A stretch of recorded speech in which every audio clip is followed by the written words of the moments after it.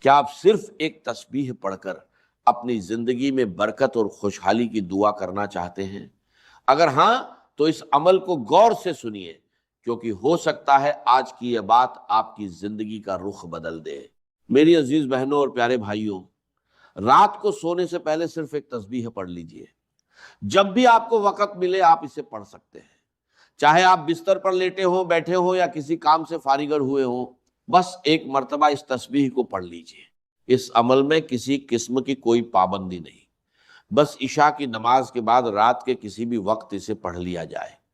آپ کو صرف چند لمحے دینے ہیں اور پھر اللہ تعالیٰ پر بھروسہ کر کے سو جانا ہے۔ میری بہنوں اور بھائیوں، یہ عمل ان لوگوں کے لیے ہے جو تنگی، پریشانی اور مشکل حالات سے گزر رہے ہیں، جو روزی کی فکر میں ہیں، جن کے دل بوجھ سے دبے ہوئے ہیں، جو بہتر دنوں کی امید لگائے بیٹھے ہیں۔ اگر کوئی پریشان حال بھائی یا دکھیاری بہن ایک مرتبہ پورے یقین کے ساتھ اس تسبیح کو پڑھ لے تو وہ اللہ تعالیٰ سے اپنی پریشانیوں کے دور ہونے اور رزق میں برکت کی دعا کرے۔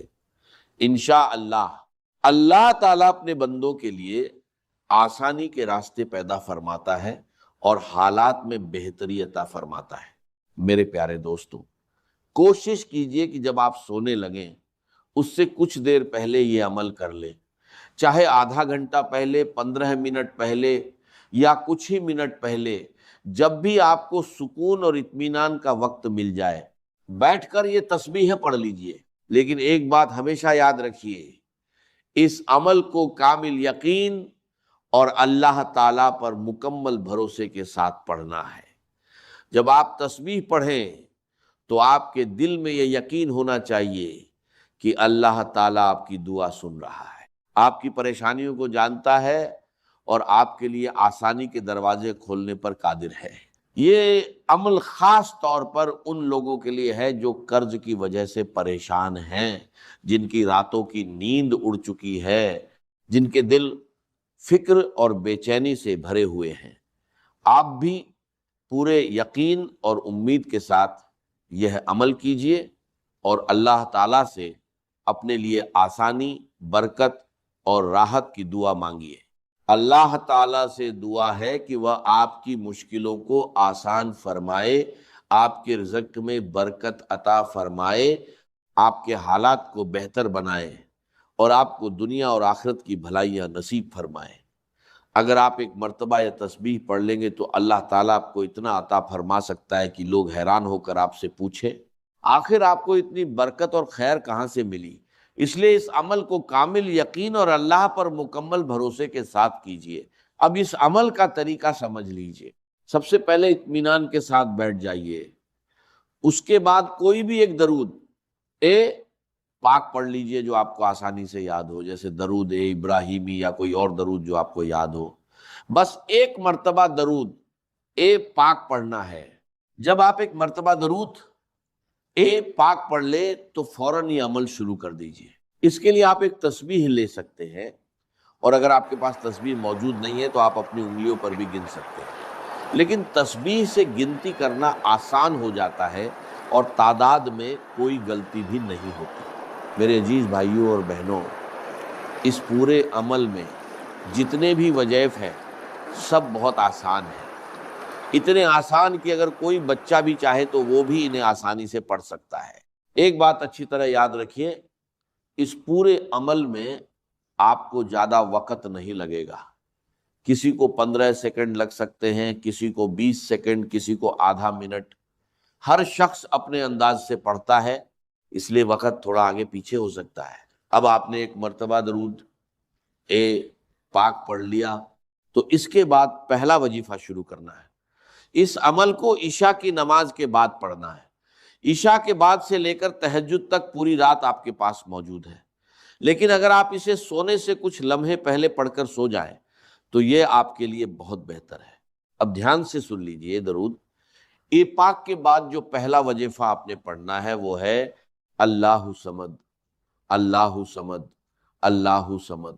اسے آپ نے اپنے انداز میں پڑھنا ہے، جس طرح آپ کا انداز ہو اسی طرح اس وظیفے کو پڑھنا شروع کر دینا ہے۔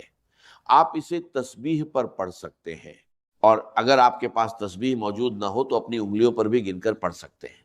میرے عزیز بھائیوں اور بہنوں، یہ بہت آسان اور مختصر وظیفہ ہے۔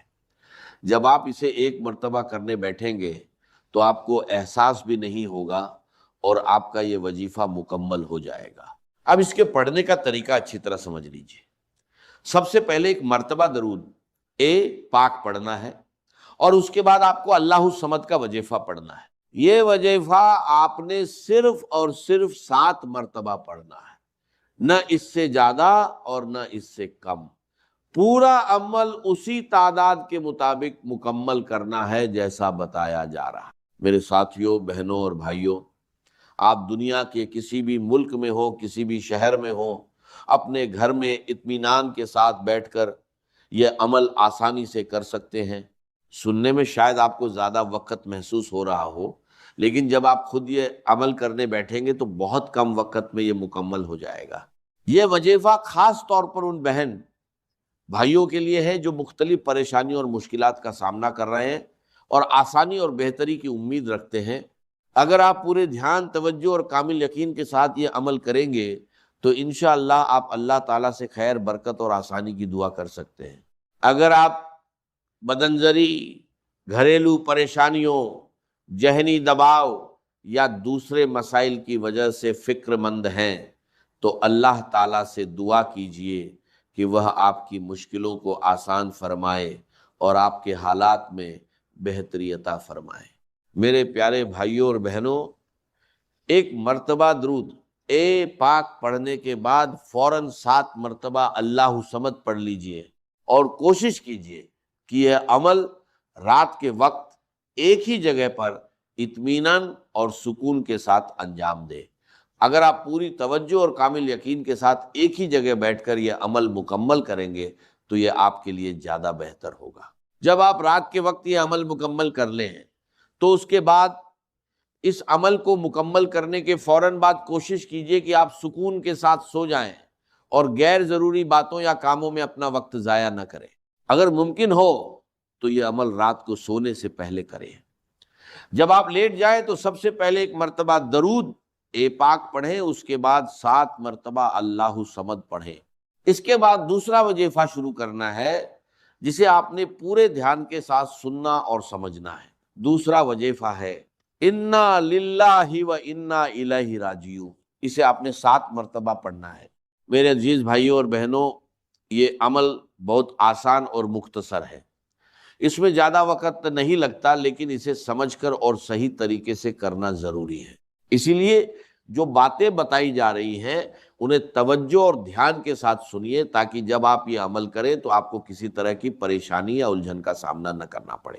تو اب تک اس عمل کی ترتیب یہ بنی، سب سے پہلے ایک مرتبہ درود پاک پڑھا جائے گا، اس کے بعد 7 مرتبہ اللہ صمد پڑھا جائے گا، اور پھر اس کے فوراً بعد 7 مرتبہ انا للہ و انا الیہ راجعون پڑھا جائے گا۔